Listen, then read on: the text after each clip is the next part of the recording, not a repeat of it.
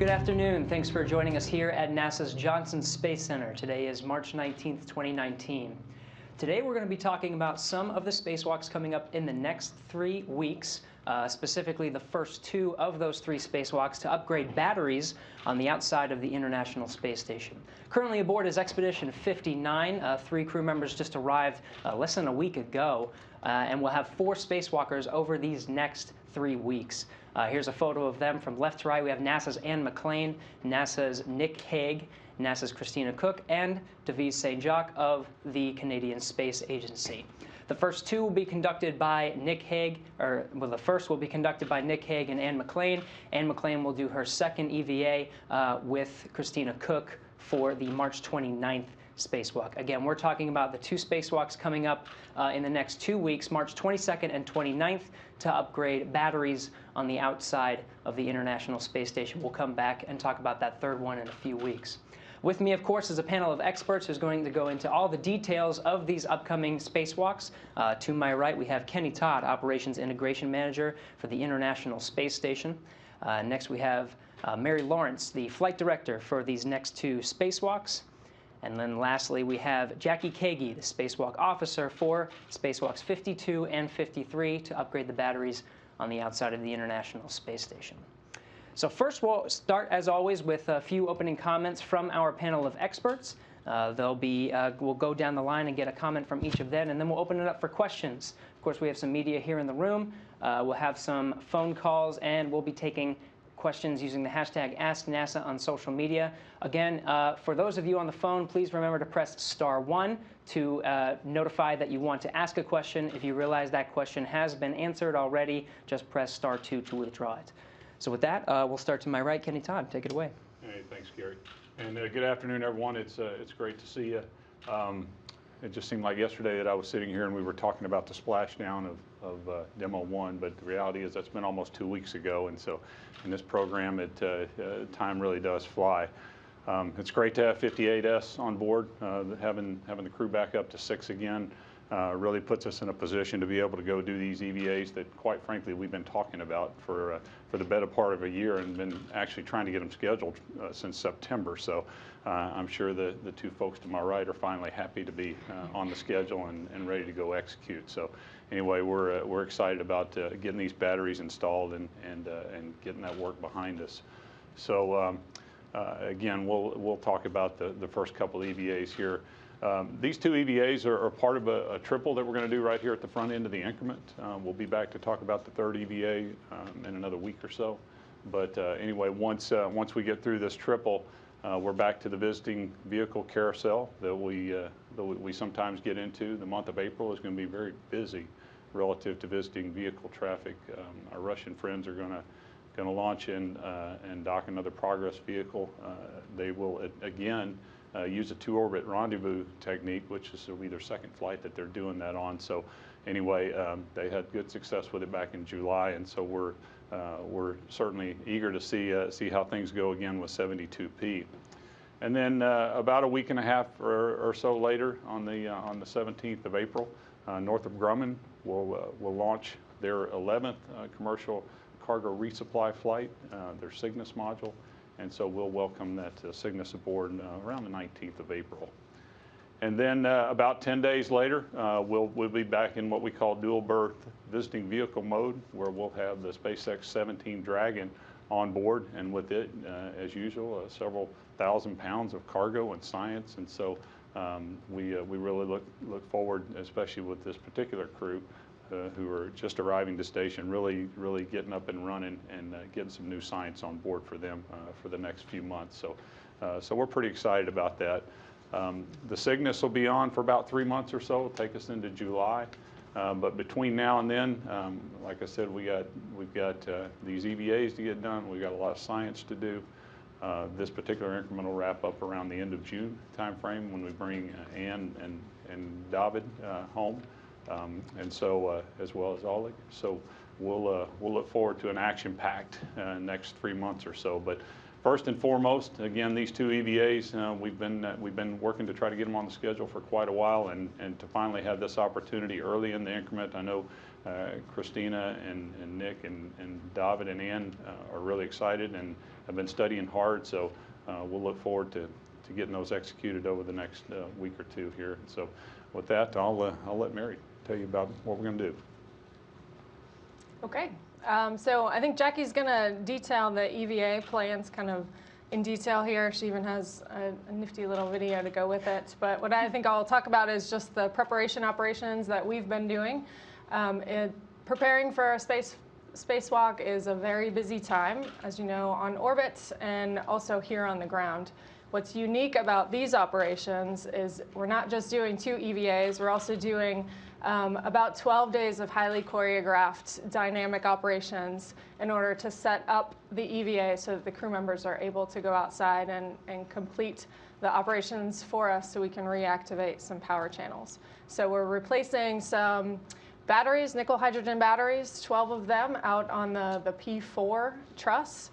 We're going to be working on 2 of the 8 power channels here on ISS, and we're replacing them with 6 new lithium-ion batteries.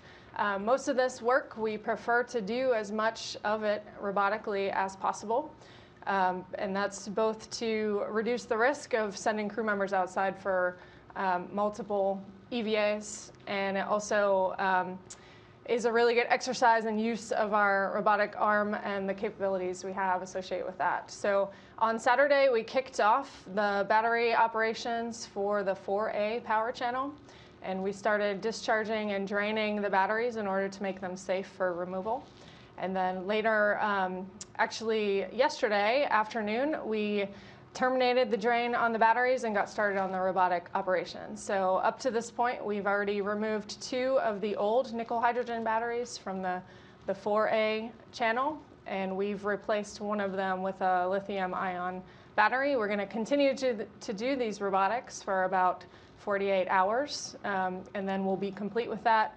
We'll stand down for a short period of time while we prepare the crew to go outside to do the spacewalk, and they'll complete the operation for us, essentially hooking up an adapter plate and some cabling, enabling us to complete the circuit where we can reactivate the batteries and the associated power channel. We've talked to the crew a couple times and in some conferences that we have in preparation for the EVAs. They're very excited and very well prepared. So some of the preparations that they're doing leading into the EVA include procedure reviews. So some of these conferences we answer questions and we kind of quiz them on procedures. They can't really take a book of procedures out there with them, so they have to really know them quite well. And so they've been working through studying those procedures and also preparing the suits. So when they launch on board, we know pretty well what suit size they are. But of course, your body changes slightly in space due to fluid shifts or spine elongation. So we do refit suits to the crew members and make sure that they have the optimal fit to ensure efficiency when we're going outside for a spacewalk. Also, we review and check all of the tools that we're going to take out.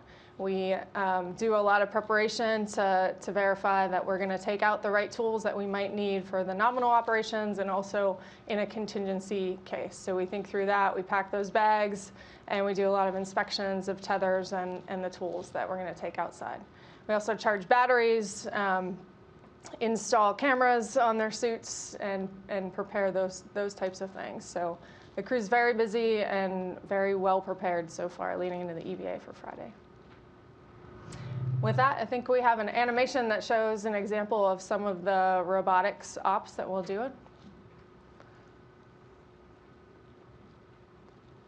So here you see the robotic arm. It's holding what we call the SPDM. The SPDM is, you can think of it as kind of the hand to the robotic arm. The SPDM itself has 2 arms on it and some additional platforms that can hold ORUs that we're removing, such as the batteries, as you can see in this. Those arms have special tools that can drive bolts so that they can remove the batteries. This here is an example of what it would look like when an old battery currently on the P4 truss is being removed. It will be temporarily either stored on the SPDM or moved over to the exposed platform, which was delivered on HTV-7, housing the new lithium-ion batteries. There's 9 slots on the external pallet that will hold the old batteries for eventual disposal. And then the new lithium-ion batteries will be picked up also by the SPDM and transitioned over to the truss for installation.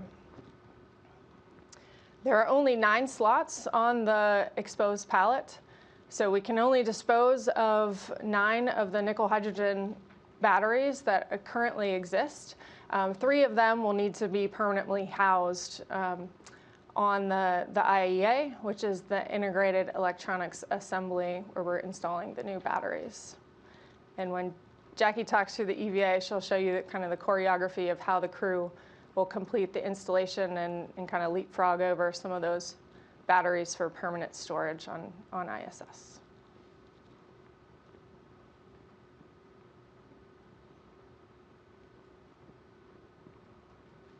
Okay, thank you, Mary. With that, we'll go to some of the procedures. Jackie.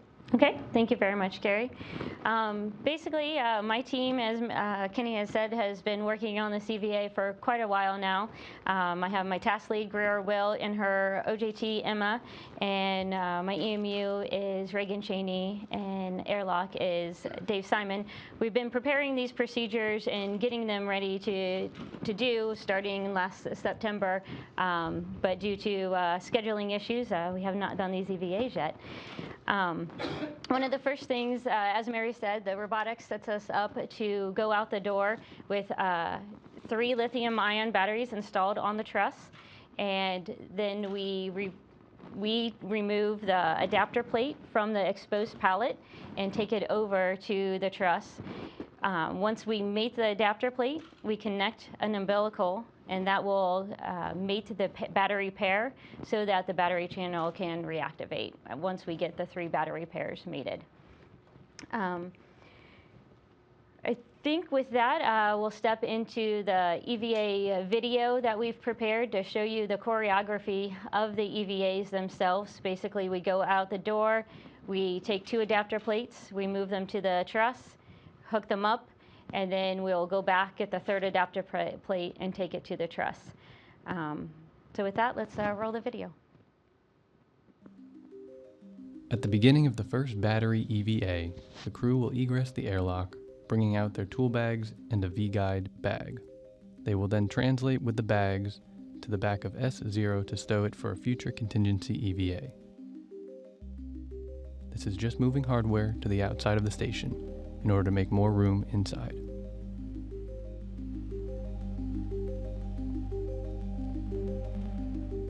Next, EV1 Anne McLean with the red stripes on her suit will head out to the worksite on P4. She will stop at the CETA cart to retrieve a foot restraint that she will use during the EVA.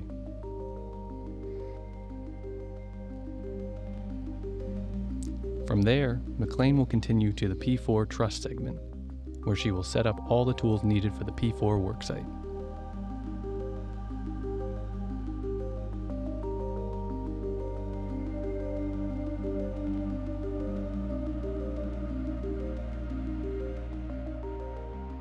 While that's happening, EV2, Nick Hague, will translate to the CETA cart.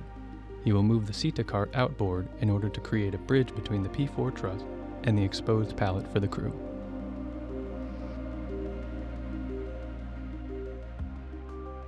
After the bridge is created, Hague will translate to the EP, where he will be in charge of setting up the worksite.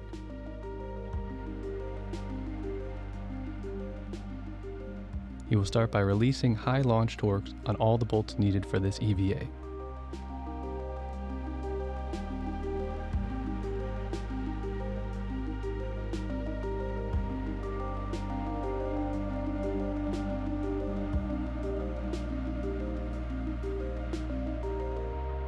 McLean will join Hague at the exposed pallet. They will each retrieve an adapter plate to place on their BRT.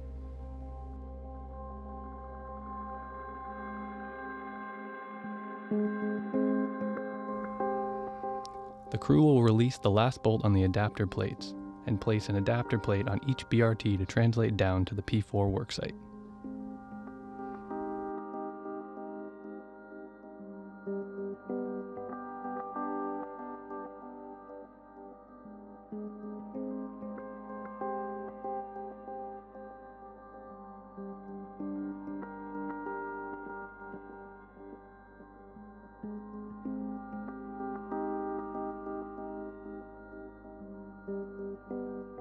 Once the crew gets to the P4 worksite, EV1 will ingress the APFR. They will work together to install an adapter plate that EV2 is carrying into the empty slot.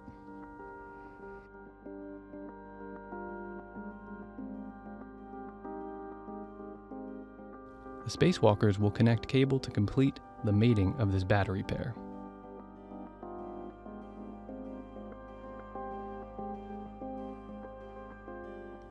Next, McLean and Haig will relocate an old battery from the worksite to the slot where they just placed the adapter plate. This will allow them to open up a new slot to install a new adapter plate.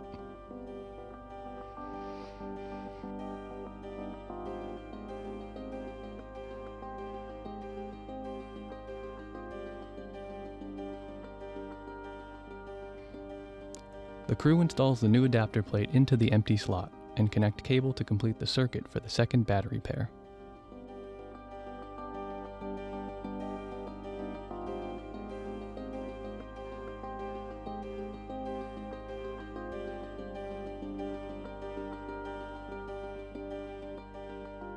After relocating a foot restraint in order to reach the final slot, the crew will remove the last battery and install it onto the adapter plate they just installed. This opens up the third and final slot for this EVA.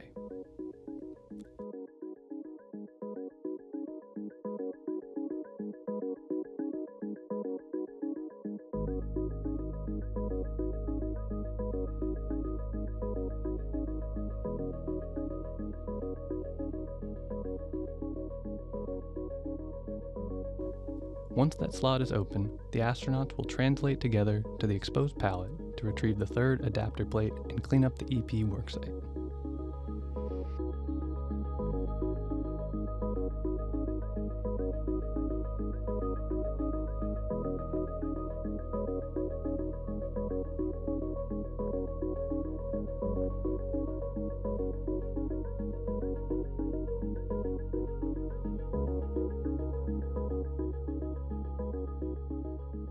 They will head back to the P4 worksite. McLean will ingress a foot restraint, and the crew will work together to do the final adapter plate install.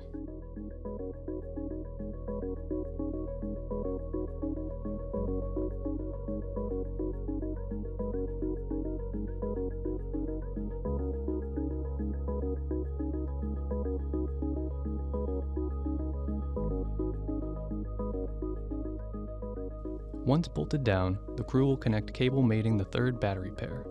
At that time, they will then give the ground a go to regain the power channel.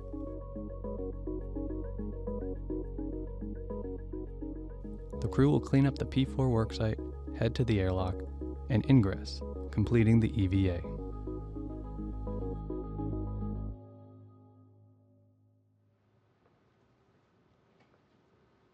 So as you can see from the video that the batteries that we're talking about for a space station are very large. The new lithium-ion batteries are about 300 pounds each above it.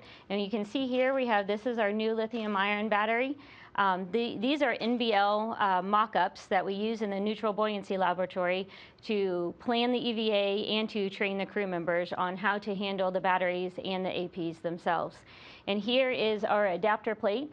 This is the main focus of the EVAs. The crew will be taking the adapter plate off of the EP, putting it on their BRT using the handrail there on the side, moving it over to the IEA, and then mating it by driving the bolts here in the stanchions.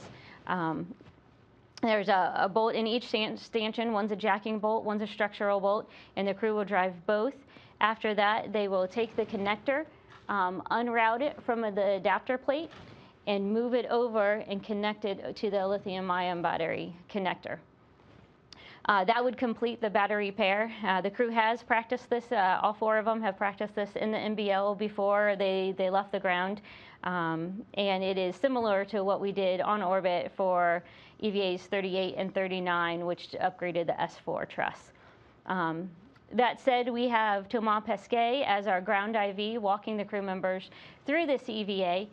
He was EV2 on EVA 39, so we brought some experience back to help our team walk through this EVA and help these crew members as they go through the day. With that, we can go into the next video. It is a layout of EVA 2. It is very similar to EVA 1. We do a slightly different task at the beginning. Both beginning tasks bring large hardware out of the airlock onto the space station, and then we get into the battery tasks. EVA 2 is slightly shorter for battery tasks because the robotics was able to remove an extra old battery from the IEA for us. So we have identified some tasks that get us ahead for the next battery upgrade out on P6. And that battery upgrade will be after HTV 8, and so we're going to go and try to prep the worksite for them a little bit. If we can roll the EVA 2 video.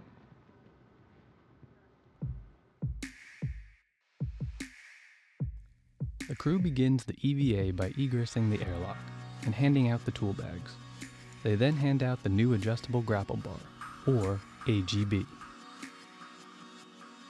They then will translate the AGB onto the external storage platform 2, where they will install it on the FHRC. The new grapple bar will serve as a spare and as an upgrade for future use.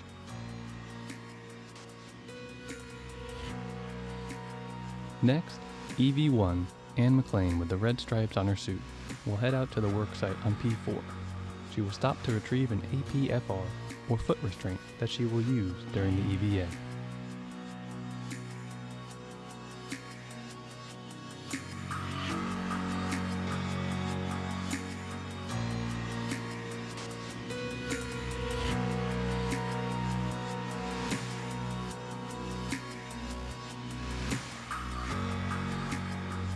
EV2, Christina Cook, will proceed to the SETA cart and deploy a bridge between the P4 truss and the exposed pallet for the crew. She will translate to the EP and set up the worksite. Cook will start by releasing the high launch torques on all the adapter plate bolts.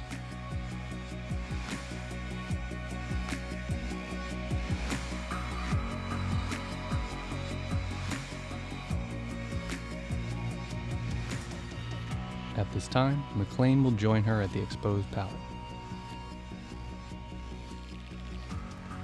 The spacewalkers will each retrieve an adapter plate to place on their BRT, then translate to the P4 worksite.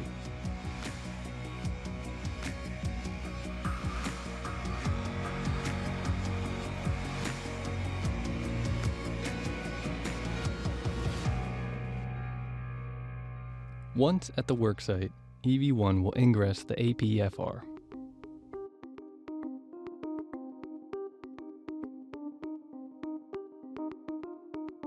The crew will work together to install an adapter plate into the empty slot.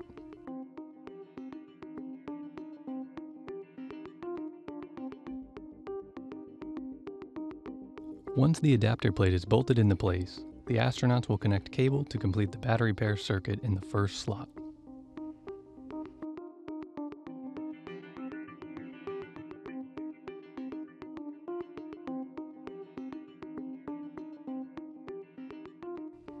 The crew will then get into position to install the adapter plate that EV1 has into the second empty slot.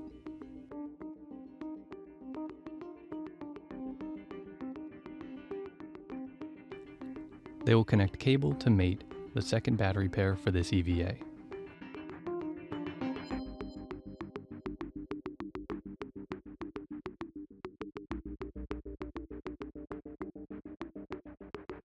After adjusting the foot restraint, the crew will proceed to remove and relocate an old battery.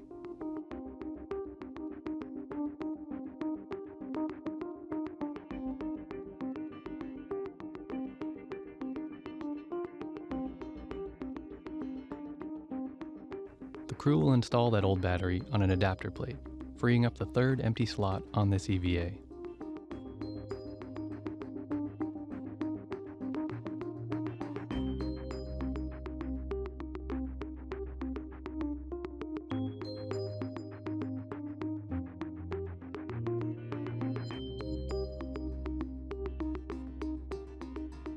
McLean and Cook will translate together to the exposed pallet to retrieve the third and final adapter plate.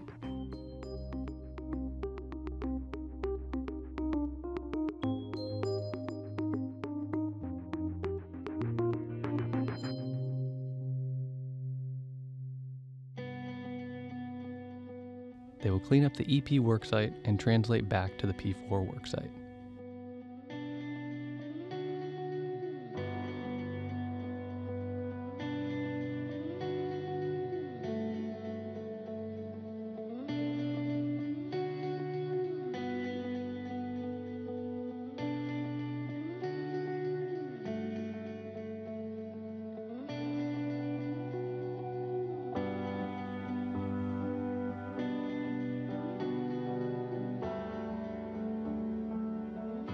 McLean will once again ingress the APFR, and then both astronauts will then work to install the final adapter plate.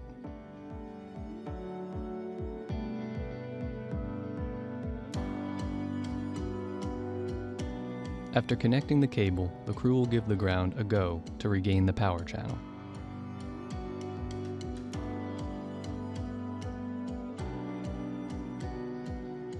The crew will start to wrap up work on the EVA by cleaning up the P4 worksite, the CETA cart, and the APFR bridge. This will return the outside of the space station to a nominal configuration.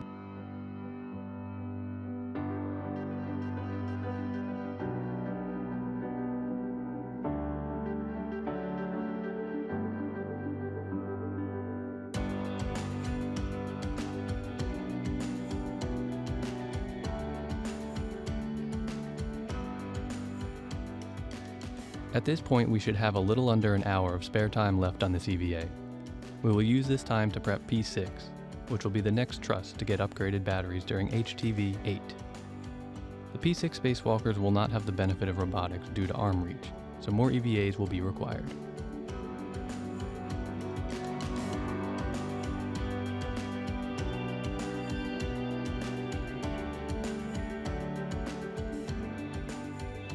For the remainder of this EVA, we will deploy fabric handrail straps, or gap spanners, and release some of the bolts to help reduce future work.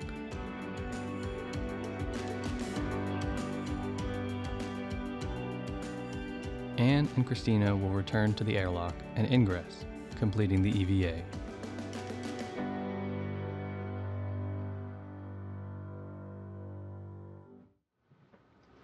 So that concludes our EVA number 2. For both EVAs, we do expect to go the full 630. We have prepared some get-ahead tasks in case the EVA, the tasks that we are planning go a little shorter than normal. One of these get-ahead tasks is to remove some debris off of the Node 1 Nadir CBM. It was in video, we have seen a piece of FOD on the CBM. So we have a tool here that we have tape on.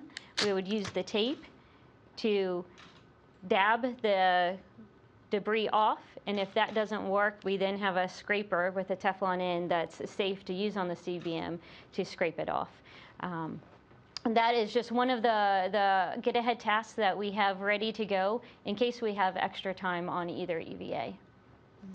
Thank you, Jackie. Yeah, there's a lot of work, you know, of course, for doing the battery swaps. That's the main purpose of the task, including on the last animation, we saw some of the work kind of getting ready the next task, which is the P6 truss. Now, Kenny, this is part of a larger story, right? This kind of started last year with some of this battery replacement, and it's part of a series. What's the whole story here? Yeah, it's an ongoing maintenance operation. It's one that we put in place several years ago with the purchase of the lithium-ion battery, stepping up the technology, new equipment. But just like your rechargeable batteries at home, eventually over time, you know, they're not going to recharge as well. They're not going to hold as much, you know, charge when it comes to putting loads on them. And over the life of station, we knew this was going to happen. We knew the batteries were going to have to be replaced, and so we started last year on the starboard side, on the inboard side. We replaced batteries there. This year, we're going to replace the port side on the inboard side, and then and as you saw in the video, when HTV8 comes up, it's going to bring yet another set of lithium-ion batteries. When we're going to do those EVAs, I think is still TBD. We're trying to lay out the plan at the end of the year and the first of next year, and so they'll arrive on HTV8, but we're still going through the decision process on whether we'll try to do something in the near term while HTV8's on, or our most likely option is to do just exactly what we've done here, which is put the EP on the POA, hang on to it for a while, look for a convenient place to do it. The batteries themselves that are currently installed on P6 are not a threat to us from the standpoint of performance at this time. And so we got a little time to talk about it and think about it, and we'll find the right place to put that set of EVAs based on all the other things that we have coming down, down the pipe right now. Great. And we can even look forward to some prep work on these upcoming EVAs to get ready for those. Now, Mary, why are we doing this? Why don't we just take the same batteries and just swap them out? Why are we upgrading to lithium ion? Well, Gary, as Kenny kind of alluded to, lithium ion batteries are kind of a new technology. So they're an upgrade from a performance perspective. They have a higher energy density. So of course you'll see we can have one lithium-ion battery to two of the previous older batteries. So there is some advantages from an energy density perspective. Newer technologies and just advances in the science is really what made us switch over to the lithium-ion. Wonderful. And I think that's a nice way to round out the story. Of course, these two EVAs focused on swapping out these batteries. So now's a good time. We'll open it up for questions. I guess, again, if you're on the phone, please press #1 to make sure your question is submitted. We'll be sure to note you here. I have a little iPad where we can call your name. And we'll be fielding #AskNASA questions. But we'll start here in the room if we have any questions. Mr. Berger. Hi, Eric Berger with Ars Technica. I've got a couple of probably dumb questions, but I want to make sure I have it right. These batteries store up energy from the solar panels when the station is in sunlight, and then when it goes behind the earth, they power the station. Is that right? Correct. Okay. And you said this affects 2 of 8 power channels, the batteries that you're working on. So I'm probably mangling this, but does that mean that 25% of the station's power will be offline, and will that affect operations at all? Either way? Yeah, go for it. I can take it. So we'll only take down one power channel at a time.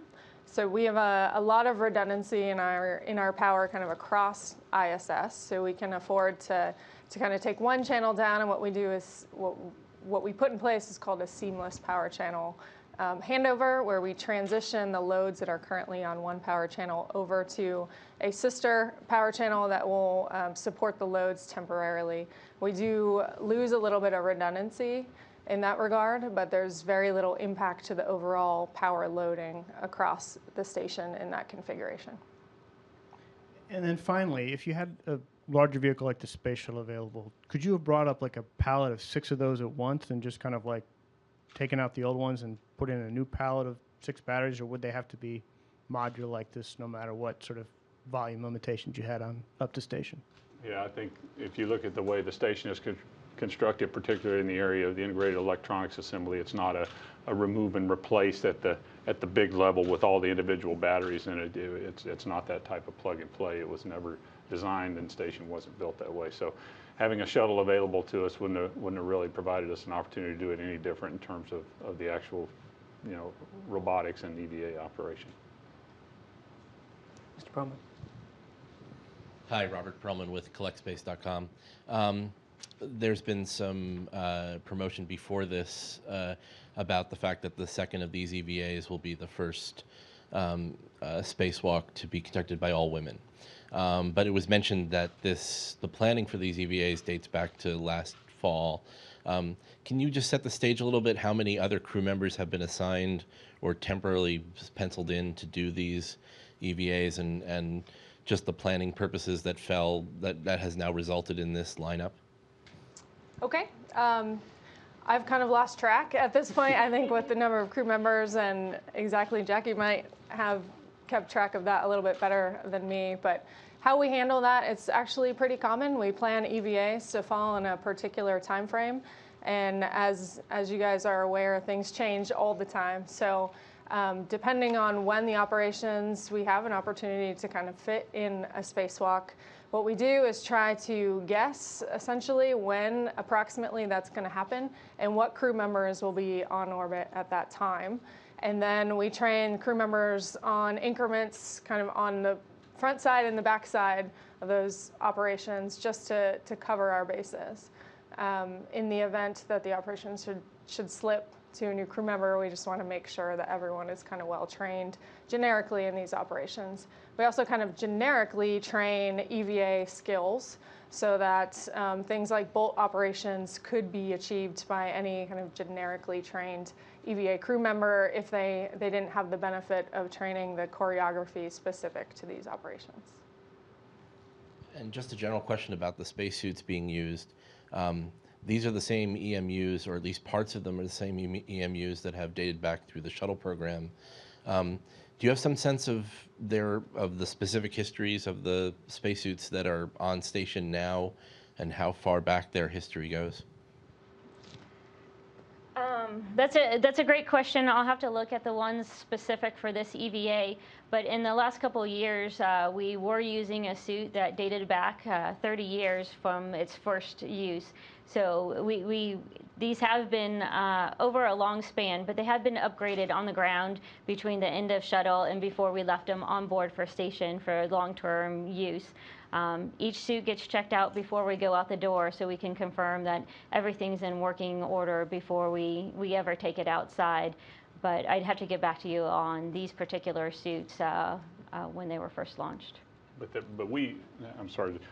we do, through our commercial cargo services, we rotate suits up and down there as well. And in fact, I think these couple of suits here fit in that ballpark that not having been on station that long since they've been refurbished here on the ground. So it's a ongoing, up and down sort of approach.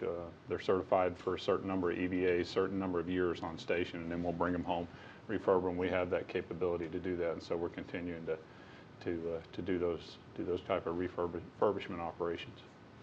Okay, thank you. I think we have another one in the room. Thank you so much for your time. Roseanne Aragon with KPRC.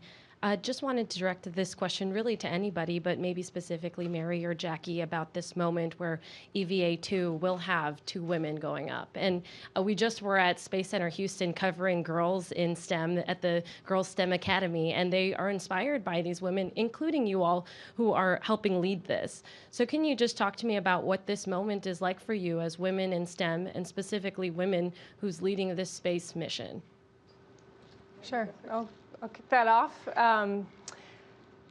If the EVA assignments work out as we planned, like you said, Anne and Christina will have an opportunity to be the first all-female EVA, which I think will be a proud moment for NASA if the assignments stay as we plan. I was assigned to the team about a year ago, and really the first thing that struck me about the team is the high caliber of individuals kind of across the board. So I'm very proud of this team in general.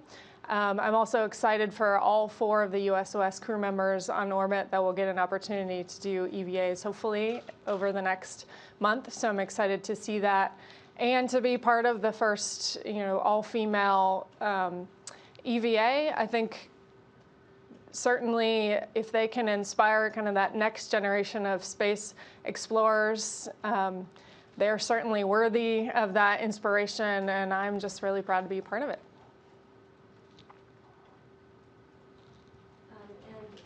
And my other question is about the batteries. And when you replace it, what is the significance of what it does for science on the International Space Station? Again, all of our viewers are not all space, experts, I would say. So what is the significance of replacing all of these batteries? Sure. Well, like we've talked about, of course, the power is provided to all of the space station, both the systems that control the space station, also all of the science experiments through solar array and solar power. We go through a sunrise sunset about every 90 minutes on station, so we don't have the benefit of having sun all of the time. So we need a place to kind of store energy and source seamlessly kind of source power to all of the systems and science experiments on the International Space Station. So as we transition from sunlight into darkness, the power kind of seamlessly switches between solar array power and battery power. And so these batteries are critical systems to help control the power on the space station. Thank you very much. Okay, we have some callers on the phone. Before we do, I do want to get to one hashtag Ask NASA question. Leah. We have a question from Joshua who wants to know, once the pallet is full of the old batteries, how will it be discarded? Is it jettisoned from the station or is it attached to a visiting vehicle? That's a great question. Our intention at this point is to dispose of it, hopefully in an HTV vehicle. The vehicle that brought these batteries up is no longer on space station. So at this point, our goal is to try to reinstall this pallet full of batteries in a future HTV and have them disposed of whenever that HTV re-enters the atmosphere, and then all components will burn up at that point. So that's our plan as it stands right now, and we're just trying to identify exactly which HTV it is, possibly HTV 8. We're still working through that with our Japanese colleagues to see if there's any issues or complications with doing that, but that's what we'd like to do. Thank you. Okay, as I mentioned, we have a few callers. Again, if you're calling in, make sure to press *1 so we note that we come to you for a question. Let's start off with Caroline from InStyle.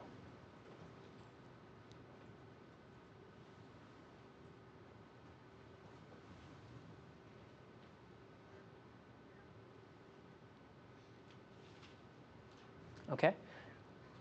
Okay. Again, make sure to press *1 if you want to ask a question. Do we have any more questions in the room? Of course. Just to follow up on the spacesuit question, can you say how many active spacesuits you have for the International Space Station, and if that number's changed over the last 5 years, and if the current stock you have is going to be enough to get you, say, through the next decade of operations? Or I know there's been some contracts pulled back, so maybe you could just kind of give me a big picture view of spacesuit operation. You guys have the number on board right now? There are 4 spacesuits on board right now. There's I'd have to double check, but at least another 2 on the ground that's under maintenance before their next launch during their refurbishment. I don't know beyond that about the contracts. In terms of our long-term plan, we have a sustaining plan that gets us out through the remainder of the program with these particular suits. Yeah, absolutely. We're continuing to look at new technologies and trying to figure out how we can use the ISS continue to use it as a test bed for any future developments, especially in the spacesuit area. If we're going to go to the moon and Mars, this is not the suit we want to go with, and so absolutely we're continuing to look at options and evaluate new technologies that are brought to us for consideration. But in terms of the standard maintenance operation or supporting contingency EVAs and all of that, we have suits we need on orbit, and we have rotation plans to allow us to be able to bring those suits home and get them refurbed. And just to be clear on the fact that Christine and Ann are going to be doing this EVA, this is not something that NASA set up specially so that they would have 2 women doing an EVA at the same time. This is just a matter of rotations and the fact that there are more female astronauts, more female flight controllers, and people here at NASA. Is that right? Well, I can certainly take a cut at it, and I mean, as Mary said, there was a lot of circumstances that got us here. But in terms of these 2 females going outside, it all starts with competence and capability, and they just happen to have it just like every other astronaut has it. So I had a conversation with the head of the EVA branch within the crew office back in December. And we were talking about, what the potential was for doing the EVAs early in the year, doing them in the springtime, and we were looking at all the possibilities. And it was, this idea of, hey, here's the folks that we're thinking about sending out, And part of the deal was take an opportunity where we can to grow the experience base within the crew office. You know, we got a lot of young crew members here. Chances are they're going to see space again at some point, and as much as we can, we'd like to make them veteran spacewalkers so that the next time around when they go up with somebody that's never flown before, they'll have a veteran there that they can help bridge the experience gap. And so when we were having this conversation, probably 10 minutes into it, when we talked to Ann and Christina and so forth, I don't know if it was Kate or I that kind of said, have we ever sent 2 women out before? It just wasn't something that jumped out at us because again, it all starts here with competence and abilities, and regardless male or female, that's got to be the core of how we start a conversation like this, and that's true of the folks sitting to my right as well. You know, there's nothing about this that's somehow or another put together to make it look like a certain thing. It's fantastic it turned out that way, but it starts with just basic competence and abilities, and we're very blessed right now in that. So it's a great opportunity. It's a great way to highlight some of the things that are going on here. But these 2 spacewalkers are just solid astronauts. Thank you. Let's hop over to the phone bridge real quick. We have Dave Mosier from Business Insider. Dave. Hey, thank you for doing this briefing. I really appreciate it. And I suppose this question is for anyone who's best to answer it. But during these briefings, there's often talk about, how you like to avoid having astronauts do these spacewalks because there's a risk to doing that. You like to do as much robotic work as possible. And in this case, you mentioned the batteries, I think, are 300 pounds each. That's quite heavy. I'm not sure that's as heavy as the ammonia tank that somebody chucked a few years ago. But can you talk to the risks of these particular spacewalks? What are your kind of biggest moments you're going to be looking for, and you're going to try to have the astronauts be the most careful? Thank you. Sure, I can take that question. So one of the things we worry about is just keeping the crew members safe. When they go out the door, they're essentially in their own mini spacecraft, so to speak, with their suits. So anytime that they're holding anything that's really big or bulky that is strapped to them, like these adapter plates will be, those are the times where we'd be worried that you could run into a suit issue and have to, translate inside quickly or respond quickly, and it would be challenging with an adapter plate attached essentially to your belt. So we kind of talk through scenarios associated with that when we do a lot of the planning, when we talk through contingency scenarios of what if this were to happen while the crew member had an adapter plate, for example, strapped to them. We have temporary tie-down plans, and we practice this in simulation so that we're prepared to kind of handle those times. So certainly when the adapter plates are on the crew member is a time that we would be a little bit worried about what to do with that in the event of a contingency. And also they'll be maneuvering some of the old lithium hydrogen batteries from one location to another slot location, which is another time where we'll need to be very careful to make sure that there is no contact with the other crew member, for example, with that battery. And again, they're holding a big bulky thing, so a contingency response that we would need to quickly respond to would be something that we're kind of carefully thinking about and planning for.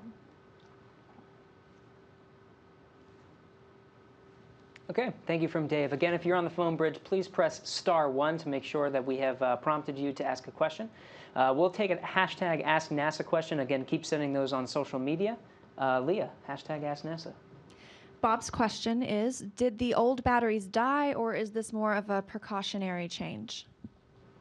Definitely precautionary, and again, pre-planned. We knew to get station out to its planned lifetime, we were going to end up having to change out these batteries. We knew we were on this path and have been planning for it for a number of years.